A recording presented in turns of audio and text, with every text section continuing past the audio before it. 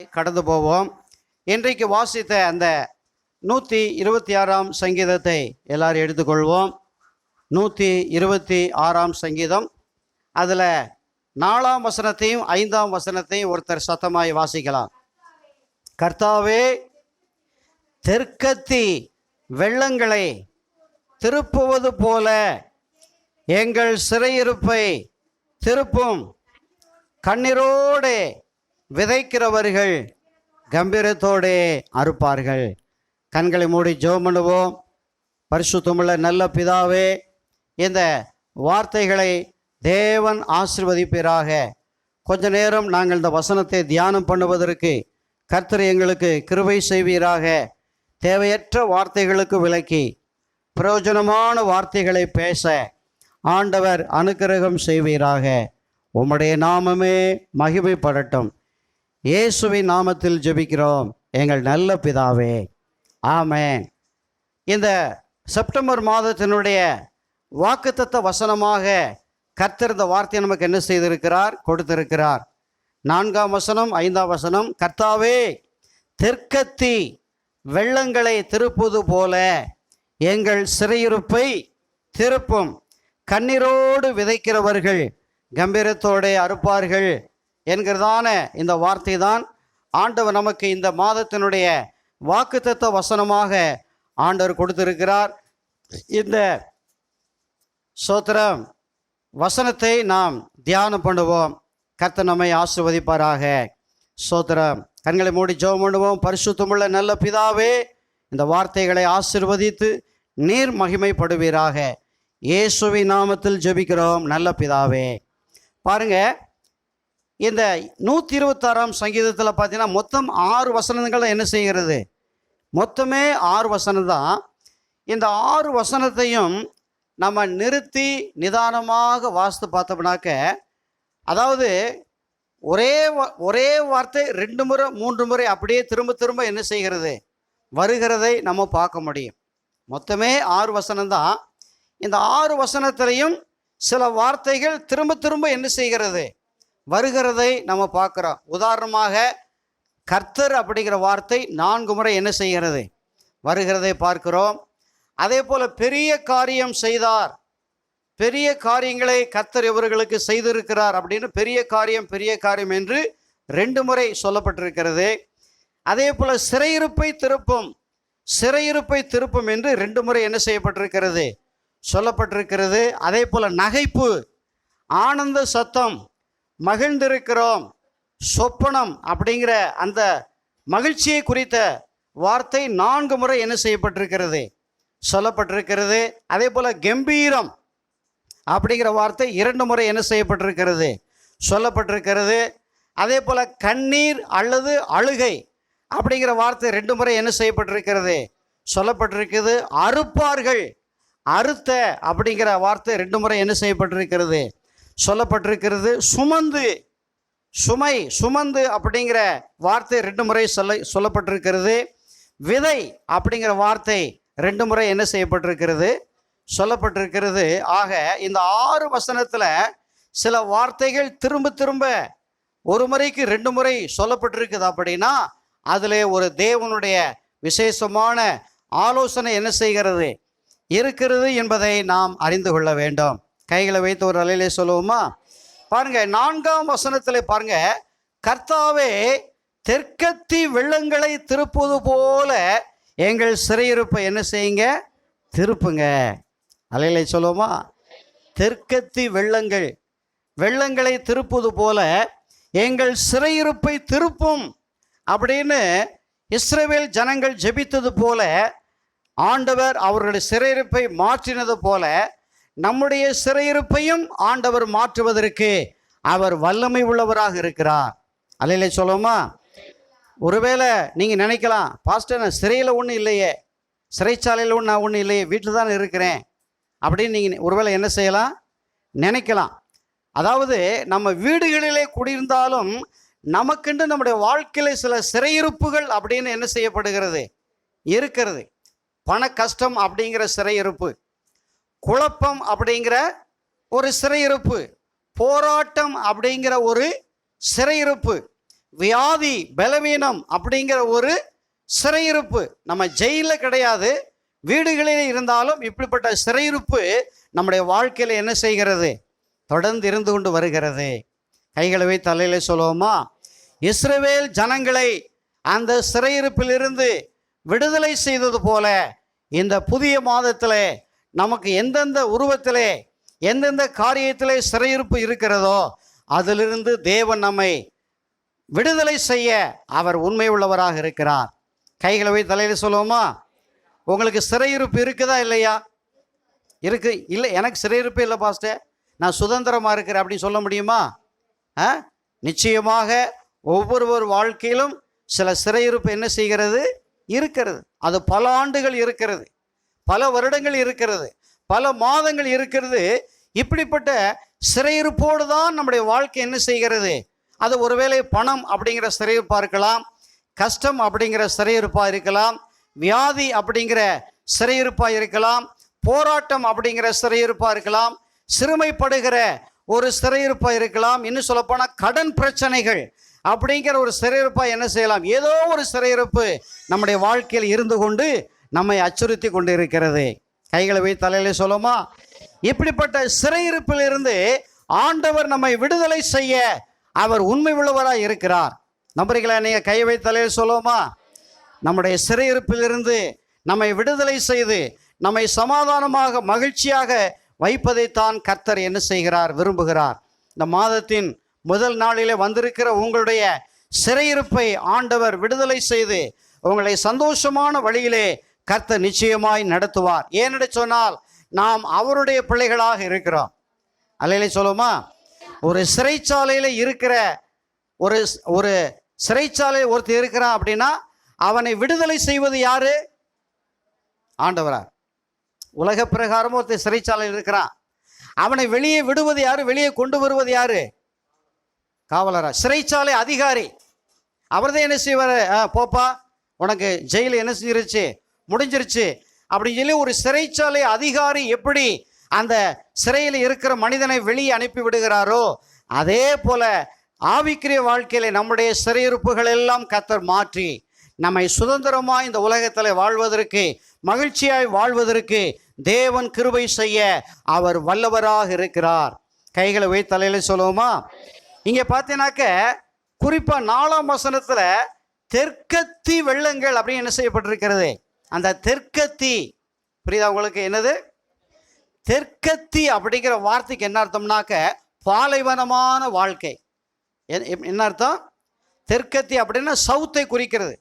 கிழக்கு, மேற்கு, வடக்கு, தெற்கு அப்படி சொல்றோம்ல, தெற்கு. அதே போல அந்த தெற்கத்தி அப்படிங்கிற வார்த்தை எதை குறிக்குதுன்னா, எதை குறிக்க சொன்னேன் நான்?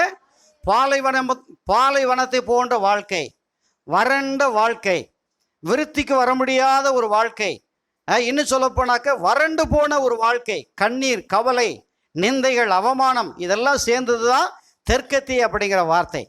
அல்லையிலே சொல்லுவோமா? தெற்கத்தி வெள்ளங்களை திருப்பது போல எங்கள் சிறையிருப்பை திருப்பும் அப்படின்னு என்ன அர்த்தத்தில் சொல்றாங்க அப்படின்னா, பாருங்க, உதாரணமா உலக பிரகாரமா ஒரு வறண்ட பூமி இருக்குன்னு வச்சுங்க. என்ன பூமி? ஒரு வறண்ட பூமி. அந்த பூமியானது பல ஆண்டுகள் வெயில் அடிச்சு அப்படியே காஞ்சு கருவாடா போய் கிடக்க வச்சுக்கோங்க. எப்படி?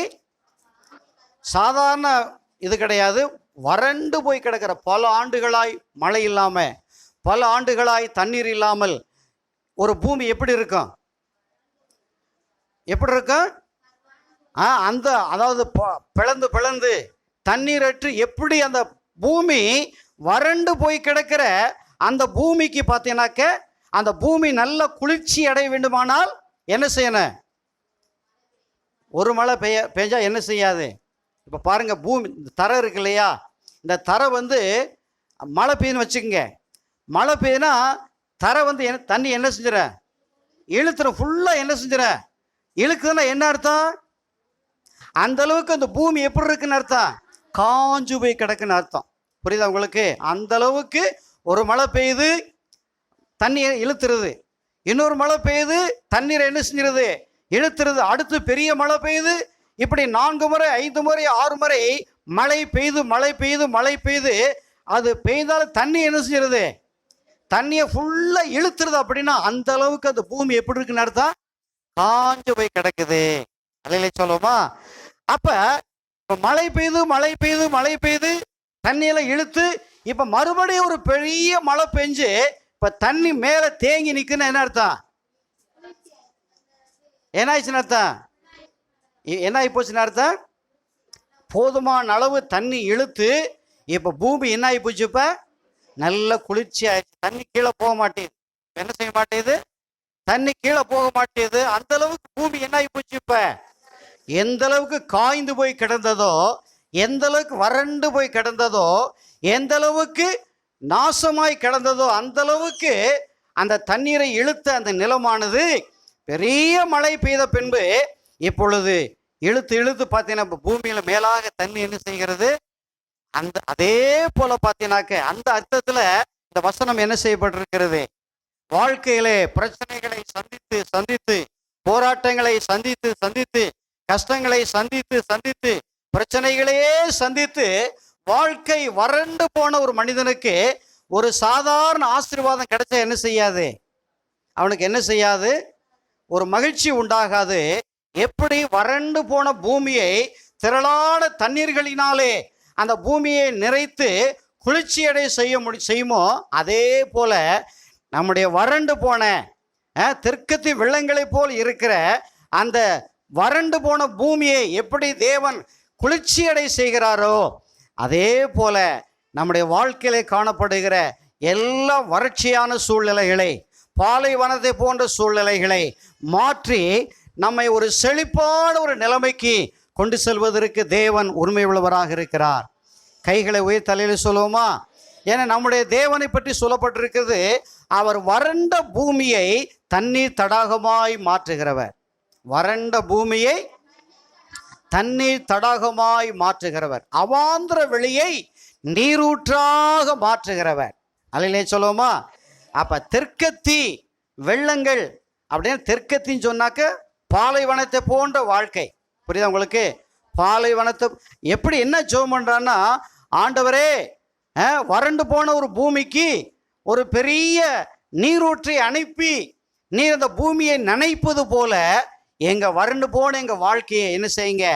ஆசீர்வாதத்தினால மாற்றி எங்களை ஆசீர்வதிங்க அப்படின்னு சொல்லி பக்தன் ஜெபிக்கிறது போல நம்முடைய வறண்டு போன அந்த தெற்கத்தி என்று சொல்லப்படுகிற பாலைவனத்தை போன்ற வாழ்க்கையை தேவன் சோலைவனமாய் மாற்ற தேவன் உண்மை உள்ளவராக இருக்கிறார். கைகளை வைத்து தலையில சொல்லுவோமா? அதைத்தான் நாம் வாசிக்கிறோம். சங்கீதம் 65 பாருங்க. அதுக்கு முன்னாடி நீதிமொழிகள் 21:1 வாசிங்க. நீதிமொழிகள் 21:1. நீதிமொழிகள் நல்லா வாசிப்பா, சத்தம் வாசி. எல்லாம் எடுத்துட்டீங்களா? நீதிமொழிகள் 21:1 பாருங்க. ராஜாவின் இருதயம் கர்த்தரின் கையில் நீர்க்கால்களை போல் இருக்கிறது. அதை தமது சித்தத்தின்படி என்ன செய்கிறாரு? திருப்புகிறார். ராஜாவின் இருதயம் கர்த்தருடைய கையில் நீர்க்கால்களை போல் இருக்கிறது. அதை தமது சித்தத்தின்படி அவர் என்ன செய்கிறார் என்று சொல்லப்பட்ட வார்த்தையின்படி ஆண்டவர் ஆசீர்வாதத்தையும் சமாதானத்தையும் நம்முடைய வாழ்க்கைக்கு நேராய் திருப்புவதற்கு அவர் உண்மை உள்ளவராக இருக்கிறார். கைகளை வைத்து ஒரு அல்லேலூயா சொல்லுவோமா? உண்மை உள்ளவராக இருக்கிறார். ஏன்னா இயேசு ராஜாவின் கையில தான் எல்லா நன்மைகளும் என்ன செய்கிறது? இருக்கிறது. அல்லேலூயா சொல்லுவோமா? ஒரு உலக பிரகாரமான ஒரு ராஜா இருக்கிறாரு, உலக பிரகாரமான ஒரு மனிதன் இருக்கிறார் அப்படின்னா அந்த மனிதனை யாருக்கு உதவி செய்ய வேண்டும் என்று அவனுடைய இருதயத்தை தேவன் அந்த மனிதனுக்கு நேர திருப்பி வைப்பதற்கு அவர் உண்மையுள்ளவராக இருக்கிறார். கைகளை வை தலையில சொல்லுவோமா? அதே போல நம்முடைய வாழ்க்கையிலும் ராஜாதி ராஜாவாகிய ஆண்டவர் நம்முடைய வாழ்க்கையிலே காணப்படுகிற அந்த வறண்டு போன கண்ணீர், கவலை, வேதனை, சிறுமைப்படுகிற அனுபவம், தொடர் போராட்டங்கள், இப்படிப்பட்ட பாலைவனத்தை போன்ற இருக்கிற இந்த நிலைமைகளை தேவன் சோலைவனமாக மாற்றி, வறட்சிகளை செழிப்பாக மாற்றி, போராட்டங்களுக்கு ஒரு முற்றுப்புள்ளி வைத்து நம்மை தேவன் ஆனந்த சந்தோஷத்தினாலே நிரப்பி வைப்பதற்கு அவர் உண்மையுள்ளவராக இருக்கிறார். கைகளை வைத்து ஒரு அல்லேலூயா சொல்லுவோமா? அதே போல சங்கீதம் 65 எடுத்துக்கொள்ளுங்க. சங்கீதம் 65 தேவரீர் பூமியை விசாரித்து அப்படின்னு ஒரு வசனம் இருக்கு. 65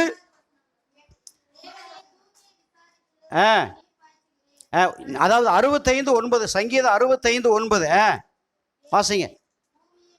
தேவரீர் பூமியை விசாரித்து அதற்கு நீர் பாய்ச்சுகிறீர், தண்ணீர் நிறைந்த தேவ நதியினால் அதை மிகவும் செழிப்பாக்குகிறீர். இப்படி அதை திருத்தி விளைவிக்கிறீர். வரப்புகள் தனியத்தக்கதாய் படைச்சால்களுக்கு தண்ணீர் இறைத்து மலைகளால் கரைய பண்ணி அதில் பயிரை ஆசீர்வதிக்கிறேன். கைகளை வைத்தாலே சொல்லுமா? கைகளை வைத்தாலே சொல்லுமா? எப்படி திரும்ப திரும்ப அதையும் சொல்கிறேன் நான். வறண்டு போன ஒரு பூமிக்கு கொஞ்சம் போல தண்ணி, கொஞ்சம் போல மழை என்ன செய்யாது? அந்த பூமியை ஒருபோது என்ன செய்யாது? நனைத்து ஈரமாக்க முடியாது. ஒரு வறண்டு போன ஒரு பூமி, பல ஆண்டுகளாய் வறண்டு போய் கிடக்கிற அந்த பூமிக்கு ஏராளமான தண்ணீர் தேவை. தாராளமான தண்ணீர் இருந்தால்தான் அந்த பூமியானது தண்ணீரை இழுத்து இழுத்து மறுபடியும் அந்த மேல் பரப்பானது தண்ணீர் தேங்க வேண்டுமானால் அதுக்கு என்ன தேவைப்படுது? அதிகமான தண்ணீர், அதிகமான மழை தேவைப்படுகிறது போல நம்முடைய வறண்டு போன அந்த நிலைமைகளை ஆண்டவர் தம்முடைய வல்லமையினாலே மாற்றி நம்மை செழிப்புள்ளவர்களாக மாற்ற தேவன் உண்மையுள்ளவராக இருக்கிறார். தேவரீர் பூமியை விசாரித்து அதற்கு நீர் பாய்ச்சுகிறீர், தண்ணீர் நிறைந்த தேவ நதியினால் என்ன செய்கிறீர்? அதை மிகவும் என்ன செய்கிறீர்? செழிப்பாக்குகிற தேவனாய் இருக்கிறார். எந்த அளவுக்கு நம்ம கண்ணீர் வடிக்கிறோமோ அந்த அளவுக்கு தேவன் நம்மை சந்தோஷமாய் மாற்றுவார். எந்த அளவுக்கு சரீரத்திலே தினந்தோறும் சரீரத்திலே வியாதி நிமித்தம் பலவீனத்தும் போராடி கொண்டிருக்கிறோமோ அந்த அளவுக்கு தேவன் நமக்கு தெய்வீக சுகத்தை கொடுக்கிறவராய் இருக்கிறார். எந்த அளவுக்கு பொருளாதாரத்திலே தினந்தோறும் நசுக்கப்பட்டு கொண்டு வருகிறோமோ அந்த அளவுக்கு தேவன் நம்மை பொருளாதாரத்திலே ஆசீர்வாதமாய் வைப்பதற்கு தேவன் உண்மையுள்ளவராய் இருக்கிறார். எந்த அளவுக்கு போராட்டத்தை சந்தித்து கொண்டே இருக்கிறோமோ அந்த அளவுக்கு நமக்கு ஒரு பெரிய சமாதானத்தை தேவன் கொடுக்க உண்மையுள்ளவராக இருக்கிறார். ஏன்னா அழைத்த தேவன் உண்மையுள்ளவர். மரண பரியந்தம் அவர் நம்மை நடத்துவதற்கு அவர் உண்மையுள்ளவராக இருக்கிறார். பாருங்க, வாழ்க்கை என்று இருந்தால் எப்போ பார்த்தாலும் போராடி கொண்டே இருந்தாக்க அது நல்லா இருக்குமா? ஏதோ சில நேரங்களில் போராட்டம், சில நேரங்களில் கஷ்டம், சில நேரங்களில் வியாதி, சில நேரங்களில் சங்கடங்கள் என்று அது வருவது இயற்கை. ஆனால் வாழ்நாள் முழுவதும் ஒரே சண்டை, வாழ்நாள் முழுவதும் ஒரே கஷ்டம், வாழ்நாள் முழுவதும் ஒரே சரீர வியாதி அப்படி இருந்தால் நல்லா இருக்குமா? நல்லா இருக்குமா? நல்லா இருக்காது. அல்லேலூயா சொல்லுவோமா? ஆண்டவர் சொன்னார், உங்கள் துக்கம் என்ன செய்யும்? சந்தோஷமாய் மாறும். ஏன்னா சில நேரங்களில் இங்கே சொல்லப்பட்டது போல சில ஆத்துமாக்களை, சில நபர்களை என்ன செய்கிறார் ஆண்டவர்? அவரே சிறையிருப்பில் என்ன செய்திருக்கிறாரு? வைத்திருக்கிறார். அந்த சிறையிருப்பில் வைத்து அவர்களுக்கு கஷ்டம் அப்படிங்கிற, வேதனை அப்படிங்கிற, வியாதி அப்படிங்கிற இந்த மாதிரி போராட்டங்களை கொடுத்து அவர்களை சரி பண்ணி பின்பதாக தேவன் என்ன செய்கிறார்? அவர்களை ஆசீர்வதிக்கிற தேவனாய் இருக்கிறார். கைகளை வைத்து ஒரு சொல்லுவோமா? இன்னொரு வசனத்தை வாசிக்கலாம். ஏசாயா 41ஆம் அதிகாரம் 18-19 வசனங்களை வாசிங்க. ஏசாயாவின் புத்தகம் எல்லாம் எடுத்துக்கிட்டுப்பா. ஏசாயா 41:18-19 வாசிங்க. எல்லாம் எடுத்துட்டீங்களா? வாசிங்க. உயர்ந்த, நல்லா கவனிங்க. உயர்ந்த மேடுகளில் ஆறுகளையும் பள்ளத்தாக்குகளையும்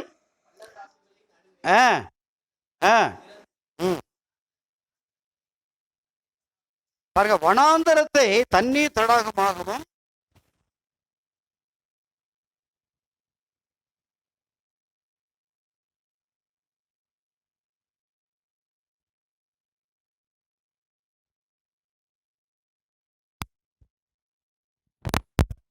தேவதாரு விருட்சங்களையும் பாய்மர விருட்சங்களையும் புன்னை மரங்களையும் உண்டு பண்ணுவேன். 20ஆம் வசனம். கர்த்தருடைய கரம் அதை செய்தது என்றும் இஸ்ரவேலின் பரிசுத்தர் அதை படைத்தார் என்றும் யாவரும் கண்டு உணர்ந்து அறிவார்கள். பாருங்க, வனாந்தரமான பூமி, அங்கே ஒரு செடி கிடையாது, அங்கே ஒரு மரம் கிடையாது, அங்கே ஒரு நிழல் கிடையாது, அங்கே ஒரு கூடாரம் கிடையாது, எதுவுமே இல்லாத ஒரு வனாந்தரமான ஒரு பூமியை தேவன் என்ன செய்கிறாரா? தம்முடைய ஆசீர்வாதத்தினால், தம்முடைய வல்லமையினால் என்ன செய்கிறாரா? அந்த வனாந்தரமாய் கிடக்கிற, காடாய் கிடக்கிற, அநியாயமாய் இருக்கிற அந்த சூழ்நிலைகளை தேவன் எப்படி மாத்துறாரா? சோலை வனமாக என்ன செய்யறாரு? மரங்களை உண்டு பண்ணி, கேதுரு மரம், இந்த சொல்லப்பட்டிருக்கிற மரங்களை சாதாரண மரங்கள் கிடையாது. நம்ம ஊர்களை பார்க்கிற தென்னை மரம், அந்த மரம் விசேஷமான மரங்கள். இதுக்கு என்ன அர்த்தம் அப்படின்னாக்க, வனாந்தரமான ஒரு பூமியை தேவன் என்ன செய்ய முடியும்? ஒரு செழிப்பான ஒரு பூமியாய், அந்த அந்த அந்த பூமி எப்படிப்பட்ட ஒரு மோசமான நிலைமையில் இருந்தாலுமே அந்த பூமியை தேவன் செழிப்பான ஒரு பூமியாய் மாற்றுவதற்கு தேவன் வல்லமையுள்ளவராக இருக்கிறார். கைகளை வைத்து தலையில சொல்லுவோமா? நம்முடைய வாழ்க்கையிலும் வறண்டு போன சூழ்நிலைகளை தேவன்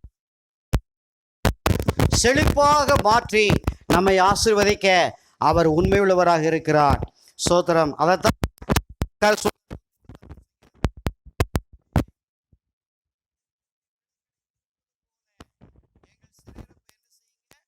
திருப்புங்க அப்படின்னு அங்கே பக்தன் என்ன செய்கிறார்? ஜெபிக்கிறதை, சொல்லுகிறதை பார்க்கிறோம். கைகளை வைத்து தலையில சொல்லுவோமா? இப்படி இஸ்ரவேல் ஜனங்கள் ஜெபித்தது போல அவங்க சிறையிருப்ப கர்த்தர் என்ன செஞ்சாரு? சரித்திரத்தின்படி இஸ்ரவேல் ஜனங்கள் சிறையிருப்பில் இருந்தாங்க. அவங்க ஆண்டவரை நோக்கி கூப்பிட்டாங்க.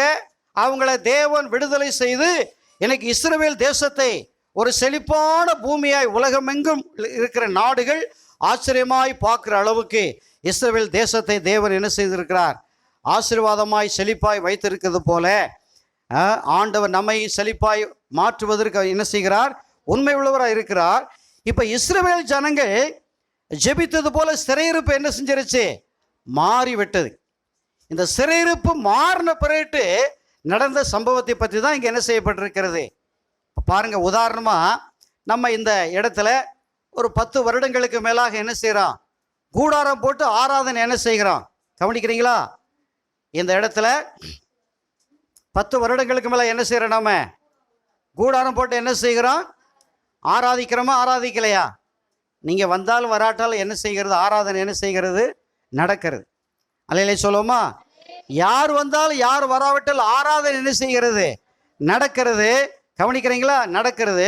இப்படி இந்த 10 வருட காலங்கள ஆராதனை நடக்கிறத நம்ம என்ன செய்கிறோம்? நல்லா கவனிங்க. நம்ம என்ன செய்கிறோம், ஏது செய்கிறோம், யார் யார் இங்கே வர்றாங்க, பாஸ்டர் பொண்டாட்டி யார், பாஸ்டர் பிள்ளைகள் யார், என்ன செய்கிறாங்க, எங்கே போகிறாங்க அப்படின்னு இந்த ஏரியாவில் இருக்க கண்களெல்லாம் என்ன செய்யுது? பார்க்குதா பார்க்கலையா? எல்லாரும் பார்க்குற. இவங்க மாத்திரம் பார்க்கல, ஊரில் இருக்கிற அநேகர் என்ன செய்கிறாங்க? என்ன ஏதோ வர்றாங்க போகிறாங்க, பாட்டு படிக்கிறாங்க, ஜெபம் பண்ணுறாங்க அப்படின்னு ஒரு இளக்காரமாக என்ன செய்கிறாங்க? நம்முடைய வாழ்க்கை என்ன செய்கிறாங்க? நம்முடைய வாழ்க்கையை அநேக மக்கள் என்ன செய்கிறாங்க? பார்க்குறாங்க. அல்லேலூயா சொல்லுவோமா? பார்க்குறாங்களா பார்க்கலையா? உங்கள் வாழ்க்கையும் அநேக மக்கள் என்ன செய்கிறாங்க?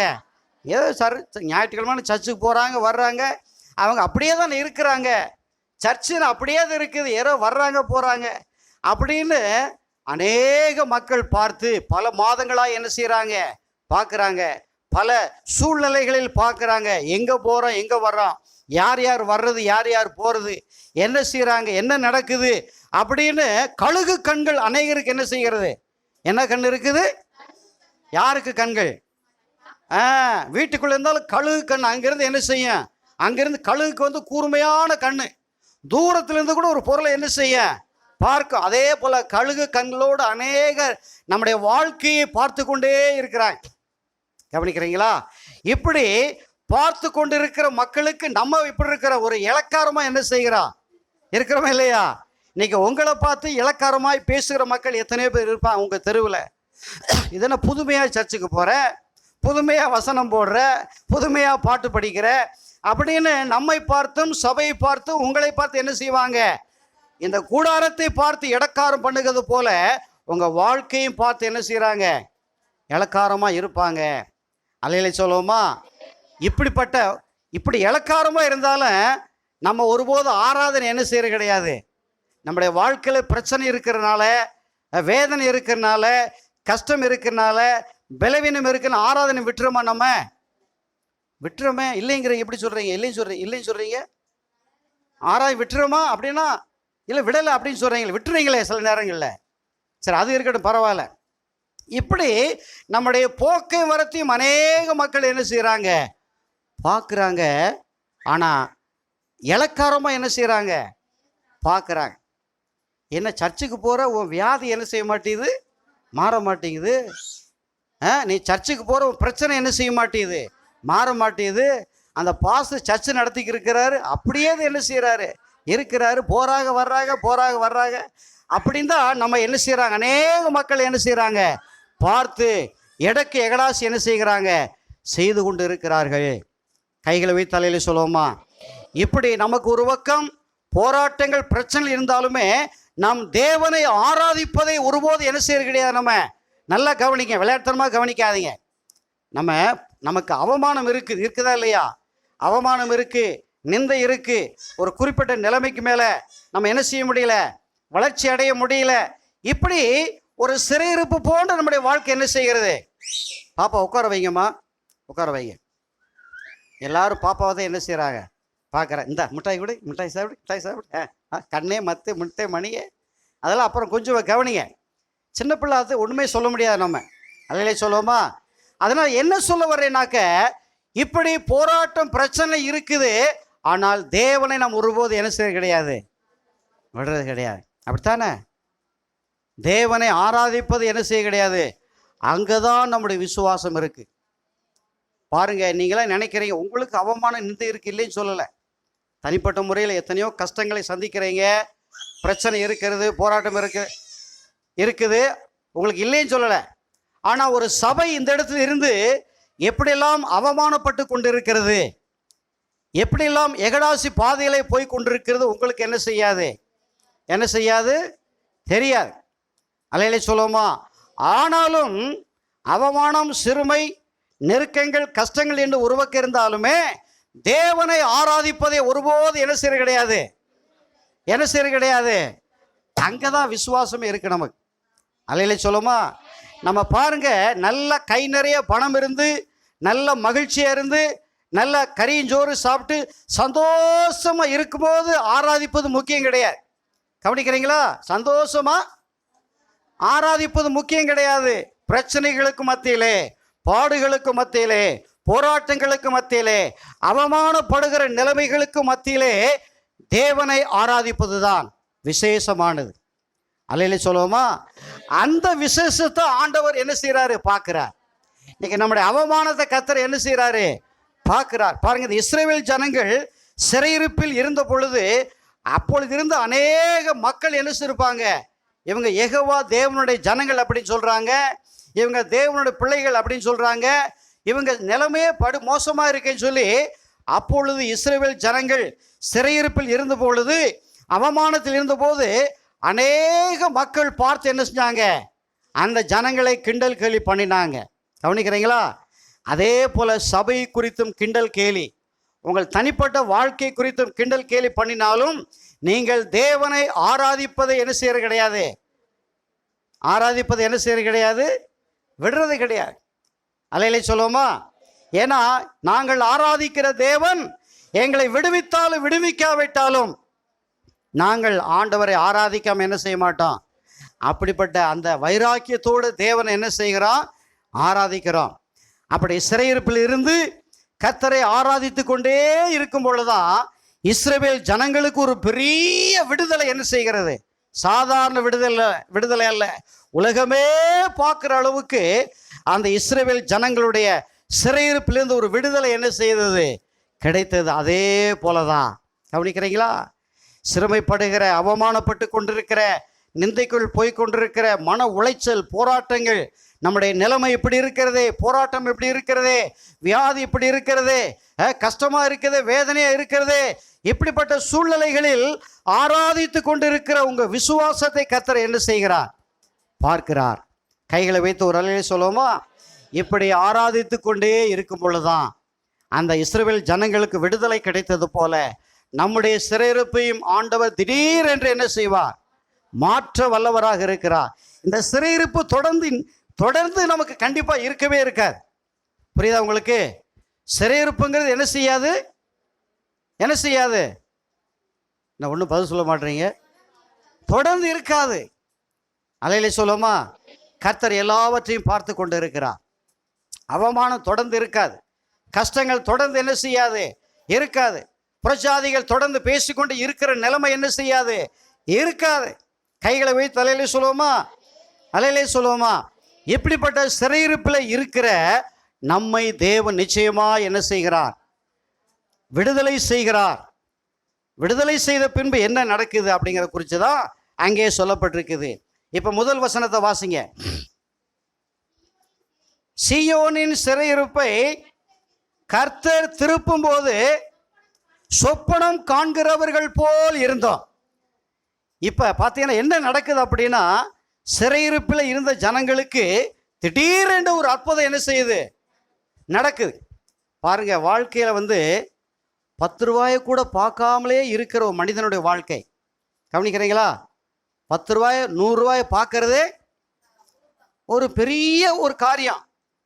இப்படி பல ஆண்டுகளாக 100 ரூபாயை பார்க்கறதே ஒரு பெரிய ஒரு கஷ்டமான நிலைமையில இருக்கிற அந்த மனிதனுக்கு திடீரென்று அவன் கையில 10 கோடி ரூபாய் கிடைச்சா எப்படி இருக்கும்? 100 ரூபாயை கூட அவன் என்ன செய்யல 100 ரூபாய் கூட பார்க்கறது அரிது. அவ்வளோ கஷ்டத்தில் இருக்கிறான். அப்படியே வாழ்க்கை போய்கொண்டே இருக்கிறவனுடைய வாழ்க்கையில திடீரென்று ஒரு 10 கோடி ரூபாய் அவன் கையில கிடைக்குது அப்படின்னா என்ன சிஸ்டர், 10 கோடி ரூபாய் கிடைக்குதுன்னா அவனுக்கு எப்படி இருக்கும்? ஏன்னா 100 ரூபாய் கூட அவன் என்ன செய்யல. அப்படி 10 கோடி ரூபாய் கிடைக்கும் போது அவனுக்கு ஆச்சரியமாக இருக்கும். கவனிக்கிறேன், என்ன எப்படி இருக்கும்? 10 கோடி ரூபாயா, உண்மையா பொய்யா, அது உண்மையா பொய்யா அப்படின்னு சொல்லி கையை கூட என்ன செஞ்சுக்கிறோம், கிள்ளி பார்த்துக்கிறோம். அங்கே அதுதான் வாசிக்கிறோம். சீயோனி. இப்போ பாருங்க, அந்த இஸ்ரவேல் ஜனங்களுடைய ஒரு காலத்தில் சிறையிருப்பில் இருந்தாங்க. இப்போ திடீரென்று அவங்களுக்கு ஒரு சிறையிருப்பிலேருந்து என்ன செஞ்சிருச்சு, ஒரு விடுதலை கிடைச்ச உடனே அதை அவங்களால நம்ப முடியல.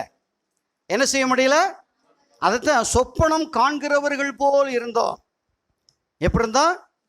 சொப்பனம். அவங்களால என்ன செய்ய முடியல, அந்த சிறையிருப்பை விடுதலையை என்ன செய்ய முடியல. இது உண்மையிலே விடுதலையாக இருக்கிறோமா, உண்மையிலே விடுதலை பெற்றுட்டோமா அப்படின்னு சொல்லி அவங்களால என்ன செய்ய முடியல. என்ன முடியல?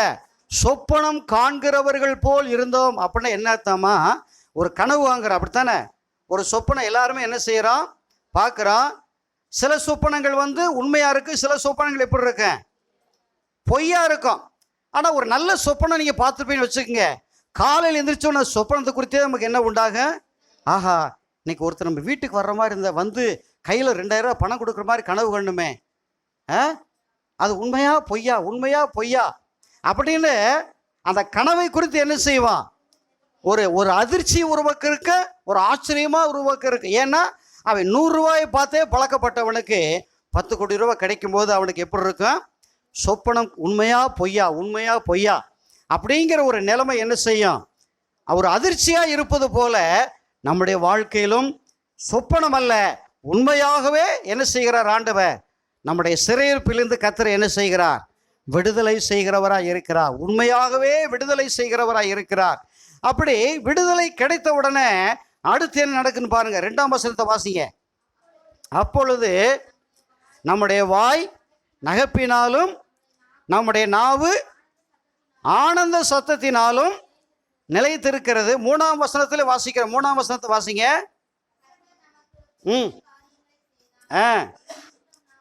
பாருங்க, இந்த 2ஆம் வசனத்திலையும் அடுத்து 3ஆம் வசனத்தில் பார்த்தீங்கன்னாக்க அங்கே ஆனந்த சத்தம் அப்படிங்கிற வார்த்தை வருகிறது, நகைப்பு அப்படிங்கிற வார்த்தை என்ன செய்கிறது வருகிறது. 3ஆம் வசனத்தில் மகிழ்ந்திருக்கிறோம் அப்படிங்கிற வார்த்தை என்ன செய்கிறது வருகிறதை பார்க்கிறோம். அப்ப தேவன் ஒரு மனிதனுடைய வாழ்க்கையில் இருக்கிற சிறையிருப்பை மாற்றும் போது அவனுக்கு உண்டாகிற காரியம் என்னது, ஒரு பெரிய மகிழ்ச்சி. ஏன்னா அவன் வாழ்க்கையில் சந்தோஷத்தை பார்க்காத ஒரு மனிதன், மகிழ்ச்சியை பார்க்காத ஒரு மனிதனுக்கு திடீர் சிறையிருப்பை மாற்றி ஒரு அற்புதம் நடக்கும்போது அவனால் சந்தோஷம் என்ன செய்ய முடியாது, தாங்க முடியாது. அவனால் மகிழ்ச்சி என்ன செய்ய முடியாது, தாங்க முடியாது. அவனால் புகழ்ச்சி என்ன செய்ய முடியாது. ஒரு பக்கம் வாய் கர்த்தரை ஸ்தோத்திரம் பண்ணு, ஏசப்பா நன்றி நன்றி அப்படி, இன்னொரு பக்கம் மனசுக்குள்ள என்ன உண்டாக, ஒரு பெரிய புகழ்ச்சி உண்டாக. இப்படிப்பட்ட புகழ்ச்சியை கர்த்தர் கண்டிப்பாக என்ன செய்வார்? செய்கிறவராய் இருக்கிறார், செய்கிறவராய் இருக்கிறார். அடுத்து என்ன சொல்லப்பட்டிருக்கு? 3ஆம் வசனத்தை வாசிங்க. இல்லை இல்லை 2ஆம் வசனத்தை வாசிங்க.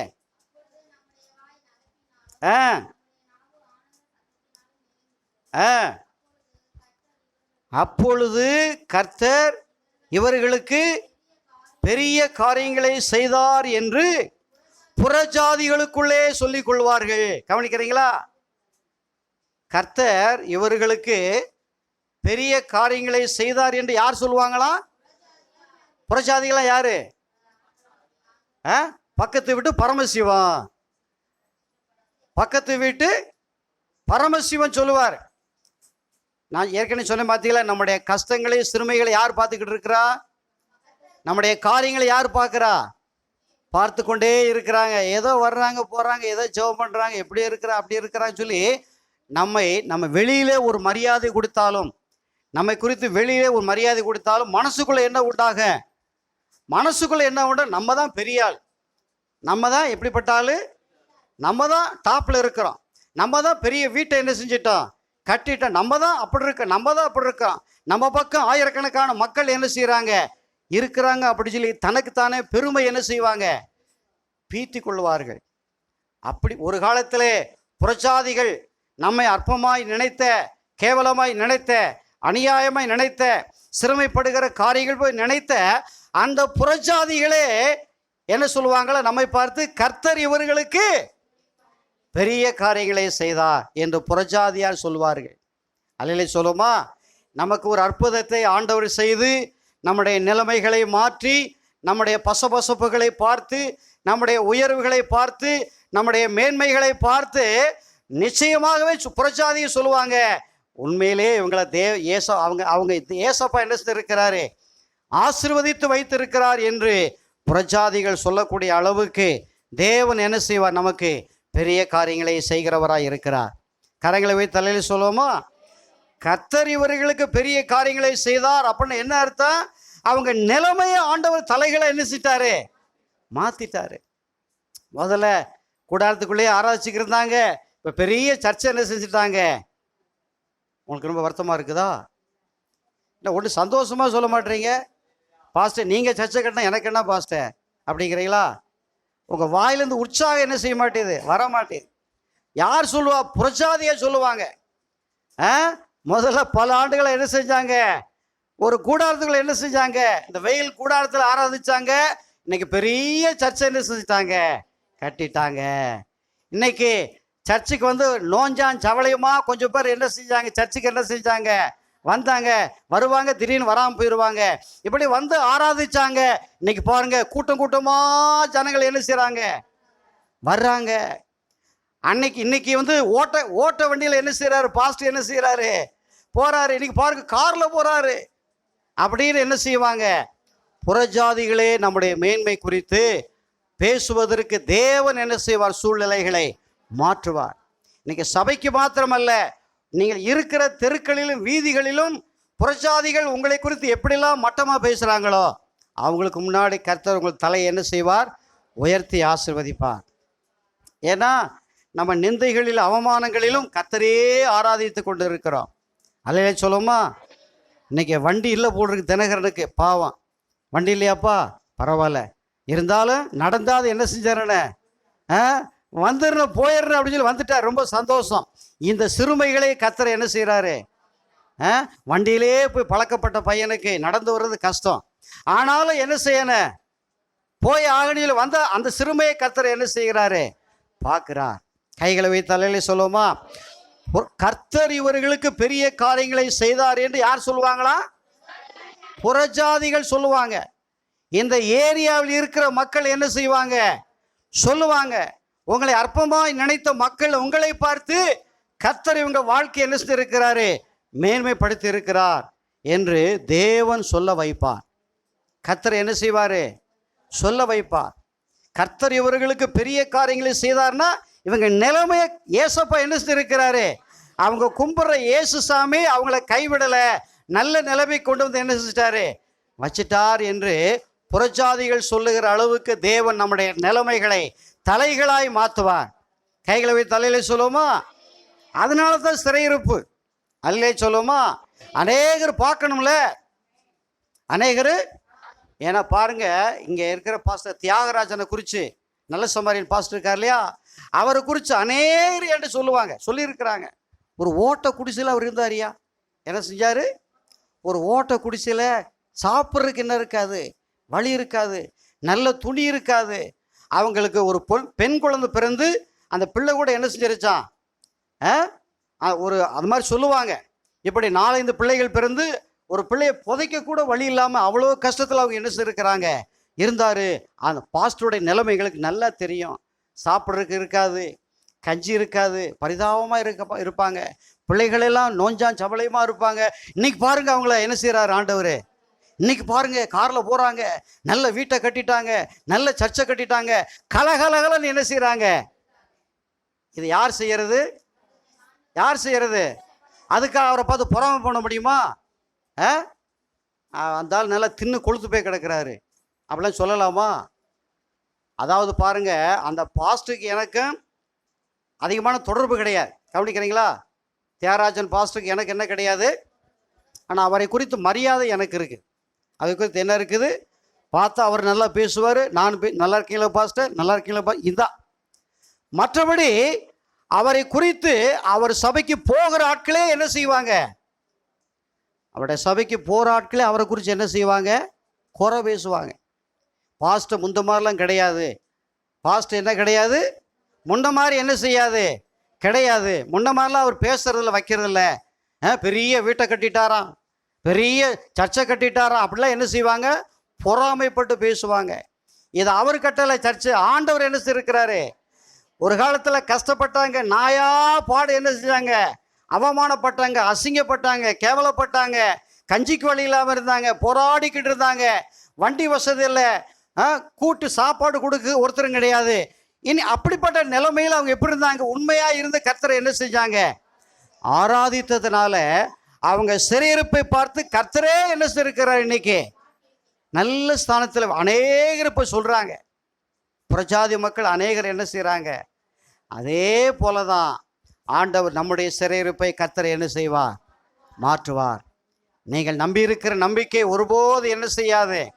நான் ஆராதிக்கிற தேவன் நிச்சயமாய் நம்மை விடுதலை செய்ய வல்லவராக இருக்கிறார். நம்முடைய கஷ்டங்கள் இப்படியே போக நினைக்காதீங்க, உங்கள் போராட்டம் இப்படியே போக என்ன செய்யாதீங்க, சபை இப்படியே இருக்குன்னு என்ன செய்யாதீங்க. திடீரென்று ஒரு பெரிய மாற்றம் என்ன செய்யும், அது ஒரே நாளில் ஒரே ராத்திரியில் கூட என்ன சில மாற்றங்கள் தேவனால் எல்லாம் செய்ய முடியும். அப்போ புறஜாதிகள் வாயை திறந்து என்ன செய்யறாங்க, கர்த்தர் இவர்களுக்கு, புறஜாதிகள் சொல்றாங்க, ஐயா கர்த்தர் செய்த பெரிய காரியத்தை பாஸ்டர் குடும்பமோ சபைக்கு வர்றவங்களோ சொல்லலை. யார் சொல்றது, புறஜாதிகள் சொல்றாங்க. ஏன்னா அந்த புறஜாதிகள் தான் ரொம்ப மோசமா என்ன செஞ்சாங்க, பேசினாங்க. புறஜாதிகள் புறஜாதி கர்த்தர் இவர்களுக்கு பெரிய காரியங்களை செய்தார் என்று புறஜாதிகளுக்குள்ளே சொல்லி கொண்டார்கள். என்ன செஞ்சுக்கிட்டாங்க, அவங்களுக்குள்ளே பேசிக்கிட்டாங்க. அடுத்து என்ன சொல்லப்பட்டிருக்கு, 3ஆம் வசனத்தை வாசிங்க. கர்த்தர் நமக்கு பெரிய காரியங்களை செய்தார், இது நிமித்தம் என்ன செய்யறான், மகிழ்ந்திருக்கிறோம்.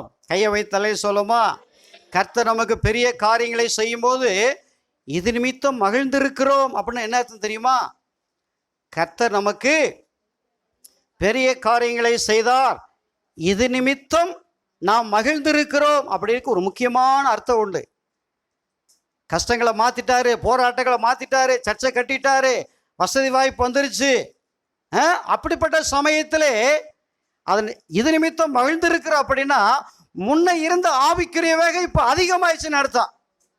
முன்ன இருந்த பாருங்க, இப்படி கஷ்டமான சமயத்திலையும் கூட, ஆத்துமாக்கள் இல்லாத சூழ்நிலையில் கூட, வருமானம் இல்லாத சூழ்நிலையில் கூட எவ்வளவு சத்தமாக பாட்டு படிக்கிறோம், எவ்வளவு சத்தமாக கர்த்தரை ஆராதிக்கிறோம், எவ்வளவு விசுவாசமாக இருக்கிறோம். என் பையங்களை தவறு செய்யும்போது உடனே எனக்கு கடுப்பு, பயங்கரமான கடுப்பு வந்து சிடு சிடுன்னு பேசி கூட என்ன செஞ்சிருவேன், இதை செய்யாதப்பா. இப்போ கஷ்டமான சமயம், இப்போ நம்ம எப்படிப்பட்ட சூழ்நிலை, எப்படிப்பட்ட சூழ்நிலை, ஒரு நெருக்கடி, கஷ்டமான சூழ்நிலையா, சத்தமாக சொல்லுங்க, ஒரு நெருக்கடியான சூழ்நிலை, கஷ்டமான சூழ்நிலை, நம்பிக்கையில்லாத சூழ்நிலையிலே இப்படிப்பட்ட ஒரு கைவிடப்பட்ட சூழ்நிலையிலே தேவனை என்ன செய்கிறோம்? நம்ம நல்லா ஆராதிக்கிறோமே, மகிழ்ச்சியோடு ஆராதிக்கிறோமே. அப்போ இந்த கஷ்டங்களாக மாற்றி நம்மை நல்ல நிலைமைக்கு கொண்டு வரும்போது இந்த வேகம் இன்னும் என்ன செய்ய அதிகரிக்கும், இந்த வைராக்கி இன்னும் என்ன செய்ய. அதனால தான் சொல்லப்படும், இது நிமித்தம் என்ன செஞ்சிருக்கிறோம்? மகிழ்ந்து இருக்கிறோம். கையை வைத்தலே சொல்லுவோமா? உண்மையாகவே வைராக்கியம் அதிகரிக்கும். ஏன்னா அவ்வளோ கஷ்டத்தில் இருந்தோம், வேதனைகள் இருந்தோம், விசாரிப்பதற்கு யாரும் இல்லை, கேட்பதற்கு ஒருத்தரும் இல்லை, தேவைகளை சந்திக்கப்படுவதில்லை, நம்பினவர்களே என்ன செய்கிறாங்க? துரோகம் பண்ணுற மாதிரி நிலைமைகள். இப்படிப்பட்ட சமயத்தில் கர்த்தர் பெரிய அற்புதங்களை செய்யும் போது நமக்கு சூடு ஜாஸ்தியாகும். என்ன உண்டாகும்? வைராக்கியம் ஜாஸ்தியாகும். அதைத்தான் சொல்கிறேன், இது நிமித்தம் என்ன செஞ்சுருக்கிறோம்? நாம் மகிழ்ந்து இருக்கிறோம். ஆர்ப்பரிப்பு அதிகமாக இருக்கும், சத்தம் என்ன செய்யும்? வைராக்கிய துடிப்பு என்ன செய்யும்? அதிகரிக்கும் என்கிற அந்த அர்த்தத்தில் என்ன செய்யப்பட்டிருக்கிறது? அங்கே சொல்லப்பட்டிருக்கிறது. இப்போ 5ஆம் வசனத்தை வாசிங்க. 5ஆம் வசனத்தை வாசிங்க. கண்ணீரோடு விதைக்கிறவர்கள் கம்பீரத்தோடு என்ன செய்வாங்க? இது ஒரு நம்பிக்கையான ஒரு வார்த்தை. இது என்ன வார்த்தை? ஒரு நம்பிக்கையான வார்த்தை. அல்லேலூயா சொல்லுமா? இது என்ன வார்த்தை? ஒரு நம்பிக்கையான வார்த்தை. அதாவது கண்ணீரோடு விதைக்கிறவர்கள் கம்பீரத்தோடு அறுப்பார்கள். அப்படின்னா அதுக்கு என்ன அர்த்தம்? அப்படின்னா ஏற்கனவே சொன்னது தான். என்ன சொன்னேன் நான்? நமக்கு பிரச்சனைகள் மாற மாட்டியது, போராட்டங்கள் மாற மாட்டியது, வாழ்க்கை ஒரு கண்ணீரின் வாழ்க்கையாக இருக்கிறது, கஷ்டமாக இருக்குது, வேதனையாக இருக்குது, நிலைமைகள் மாற மாட்டியது. இப்படிப்பட்ட சூழ்நிலைகளிலும் நாம் என்ன செய்கிறோம்? விதைக்கிறோம். வாழ்க்கை கண்ணீராக இருக்கிறது, வாழ்க்கை போராட்டமாக இருக்கிறது. ஆனால் என்ன செய்கிறோம்? கண்ணீரோடு என்ன செய்கிறோம்? விதைக்கிறோம். அப்படின்னா கர்த்தரை ஆராதிக்கிறோம். பிரச்சனைகளுக்கு மத்தியிலே கர்த்தரை என்ன செய்கிறோம்? ஆராதிக்கிறோம்.